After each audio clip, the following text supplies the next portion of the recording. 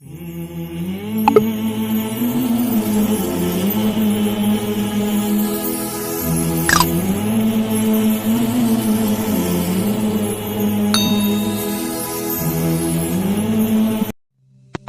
از سرش من به او مخالف بودم، زید هستم زیر این قانون خلاف دستورات الهی است، خلاف پیغمبر خدا را سنتش است، خلاف آزادی دین است. من خیلی افسوس میخورم که خطایی آموختن ممکن است، انگلیسی آموختن ممکن است، خوب فرانسوی آموختن ممکن است، روسی آموختن ممکن است. هر کدامتون میتونیم برای اون معلم فرانسوز و معلم خطایی گیریم، پول تیم ممکن است، اما مسلمان فرزندش قرآن تعلیم دادنش ممکن نیست.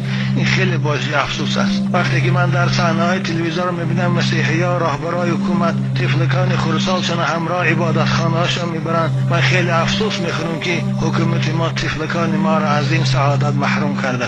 این خیلی قانون ظالمانه است. شاید اگر من دم نکرده باشم، به هر حال این قانون خلاف دستورات الهی است. میتونه هر یک آدمی بیادب در پیش راه مسجد گیر دو بچه ها رو نموند مسجد آمده، اما دیگراشت من طرفدار هستم برای خواندنشان، برای مکتب رفتنشان ما طرفدار هستیم. من طرفدار هستم که در ساعتهای درسی فرزندای ما در مکتب باشند، دانشجویای ما در دانشگاه ها باشند، اما بیرون از درس وقتهای تعطیل میتونن عبادت را. این امر خدا هست.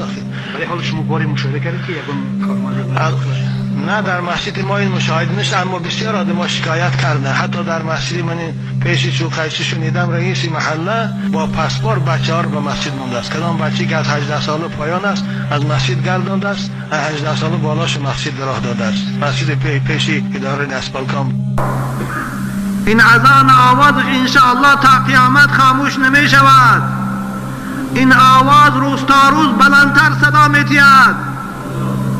من از دشمنای اسلام، من از یهود و مسیحی خفه نیستم، من از کسانی خفه هستم که اونها را پدر و مادرشان مسلمان هستند، اونها را اجداداشان 1300 سال مسلمانند و در عائله مسلمان تولد شدیان و خوشان مسلمان میدانند، اما نمیخواهند آوازی از آن بلند براید.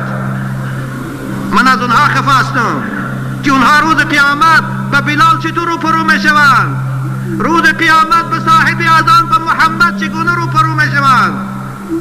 وقتی که پیغمبر خدا از اونا پرسد که ای فلانی برای چی در وقتی منصب دارید آوازی اذان پس کردی، نخواستی که آوازش بلند شود؟ اینها چی میگویند؟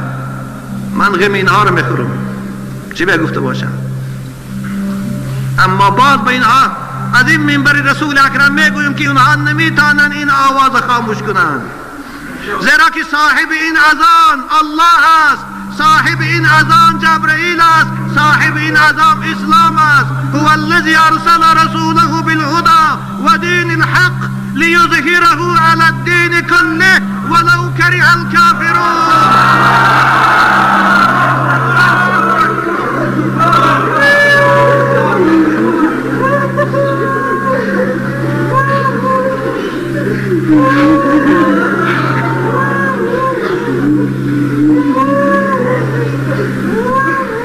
الله در جهان بانگی اذان بود است هست، ملت اسلامیان بود است هست، گرچه مثل غنچه دلگیریم ما، گلستان میرد اگر میریم ما. کدام روزه که آواز الله اکبر از روی زمین برداشته شد و خاموش شد، آن روز عالم تمام می شود. شما این خوب دانید